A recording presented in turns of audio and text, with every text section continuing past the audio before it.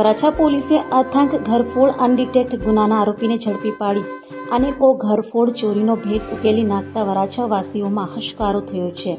તારીખ 16મી જૂનના રોજ વરાછા પોલીસ સ્ટેશનની હદમાં આવેલ માતાવાડી રાધાકૃષ્ણ મંદિરની બાજુમાં શ્રીજી સોસાયટીના ઘર નંબર 17માં રહેતા ધીરજભાઈ કાલગુડેના ઘરમાં ઘરફોડ ચોરી થઈ હતી, જેમાં સોનાના દાગીનામાં મંગલસૂત્ર, વીંટી તેમજ રોકડા રૂપિયા સહિતના મુદ્દામાલની ચોરી થઈ હતી।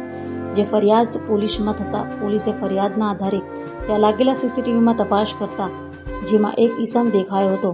અગાઉ આ ઈસમ ચોરીમાં ઝડપાઈ ચૂક્યો હતો। તેનું નામ સાગર યોગેન્દ્ર બીકે વિશ્વકર્મા હતું, જેથી પોલીસે માહિતીના આધારે આ ઈસમને પકડી પાડી ઘરમાં તલાશ કરતા ચોરી કરેલ મુદ્દામાલ મળી આવતા પોલીસે તેની ધરપકડ કરી વધુ તપાસ હાથ ધરી છે।